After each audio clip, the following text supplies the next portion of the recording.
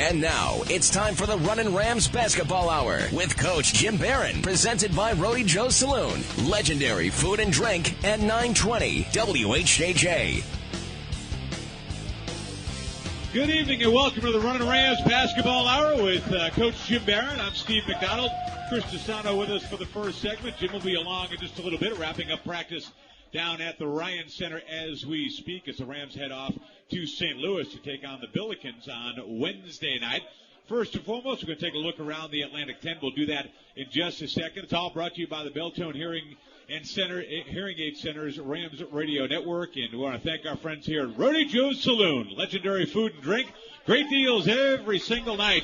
Find out what's going on by following them on Facebook at Facebook.com/Rhode Joe's Saloon. That's Facebook.com/Rhode Joe's Saloon. So looking forward to a great time here. We've got a series of shows with Jim Barron coming up right here at Rhode Joe's, and look forward to bringing those to you. First segment with Chris Desano, brought to us by Cox Sports. Cox Sports brings you exclusive TV coverage of Runnin' Rams basketball. Cox Sports is indeed local sports. So thanks to our friends at Cox Sports for sponsoring the first segment. And Chris Desano is with us from collegechalktalk.com and also from Cox Sports Television, where Chris is doing the play-by-play for the Rhode home games. Explain to the people what's going on. It's online and available for anybody to tune in and catch the ball games. Yeah, absolutely. For any game that is not televised, Cox Sports Online is providing streaming coverage online. I'm actually the color commentator, and along with Don Boyle now, who's doing play-by-play. Was a solo show to begin with, but Don has joined me, so I do the color. It's been great. The next broadcast that we'll have online streaming video is the Fordham game on February 2nd after Rhode Island returns from this two-game road trip to St. Louis and UMass. And people to get on board, they go to experiencerody.com? Yeah, they can go there. They can go to cox-sports.com. Either site will get you where you want to be. Excellent. Chris Desano, an expert in things around the Atlantic 10, college basketball as well. collegechalktalk.com. Another way to get a hold of you, and I know you guys do a great job covering not only the Atlantic 10, but college basketball in general, but a real focus on the A10. Yeah, absolutely. We have the main site now, collegechalktalk.com, which just launched an affiliated blog called Secondary Break, which you can navigate to very easily through the main site. Secondary Break in particular has a lot of Atlantic 10 content, but we do on the main site as well. Every Monday we've got our Atlantic 10 notebook, just came out today, and we've got about 7 or 8 coaches from around the league that participate in our National Coaches Diary series and write with the site. So Chris Desano with us, and collegechalktalk.com, Cox Sports Television. We are here at Rhode Joe's Saloon, right down in Wakefield. A terrific place to stop before or after any of the ball games at URI at the Ryan Center. So make sure you get on by and stop by Rhode Joe's Saloon and say hello. We'll take a look around the Atlantic 10. Some surprises as we look at the standings in the league. 2 teams at 5-0, one not such a surprise in Xavier, but the other, Duquesne, off to a great start this year.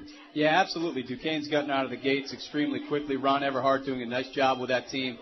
In particular, they're led by Billy Clark, who's a forward, excellent shooter, but really he's been streaking the path. The reason why he's a bit different this year and a bit more productive is the arrival of 2 freshman guards, both coaches' sons, Mike Talley and T.J. McConnell, who's this week's Atlantic 10 Rookie of the Week. Co-Rookie of the Week along with Matthew Wright at St. Bonaventure. McConnell is the type of guy that you don't notice until you look at the box score at the end of the game, where he's got 13 points, 6 assists, 3 steals, leads the league in steals right now as a freshman. So outstanding group of young guards for them that are combining along with Billy Clark, who's averaging about 17 points and 7 boards a game, and Damian Saunders, who's a first-team preseason All-Atlantic 10 selection, and really making that team go right now. They're about third in the country in assists per game. Yeah, Bill Clark, no preseason accolades for him at all, but he's right now 7th in the league in points. He's 12th in rebounding, top 10 in both field goal percentage and free throw percentage as well. So he's kind of, in effect, come from nowhere, although, as you mentioned, he has been a talented player, but now in his new role, if you will, an expanded role, able to really, you look at him and his numbers compare favorably to just about anybody in the Atlantic 10. Yeah, you're exactly right, Steve. He's having a heck of a season, and Ron Everhart actually today on the Atlantic 10 Coaches Teleconference was talking about not only the growth of Clark on the floor, but directly correlated to that, his growth off the floor. He's become much more accepting of constructive criticism, really put in the work during the offseason. I think he wasn't real pleased at his shooting percentage last year, and it's paying dividends. Without question, to get away from Duquesne just a little bit. Well, first, let's keep with it. Coach Everhart, when he first took over the team, it was, hey, we're going to go a mile a minute. We're going to try to score 100 points every night out, and we're just going to try to be the most exciting team to watch in the Atlantic 10. Give people a reason to get to the Palumbo Center and watch some basketball. Prior to that, they've been pretty much at a standstill. So he's taken that and, in effect, run with it a little bit, right, in the sense that now that he's got pretty talented players around that system, modified it a little bit to where they can be more competitive, still an exciting team to watch, but now one that might be able to play competitively in this league and in the tournament as well. Yeah, absolutely. They're not. He had the mass substitutions when he first started. He sent 5 guys in, 5 guys out. They've become a little bit more stabilized bunch. Started that last year. That's an assistant coach turnover that I think has been a positive for them.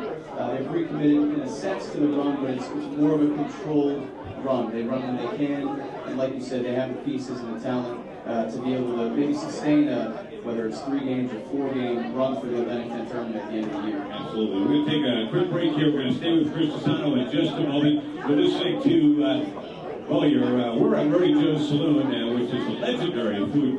Great deals every night. Find out what's happening by going on Facebook at facebook.com/Rhode Joe's Saloon. It's the Runnin Rams basketball hour with Coach Jim Barron coming up in just a little bit. We'll be talking to Pat Clark, one of the assistant coaches, and Rucky Jones going to be with us as well. Over with Chris Tisano in just a moment from Rhode Joe's Saloon.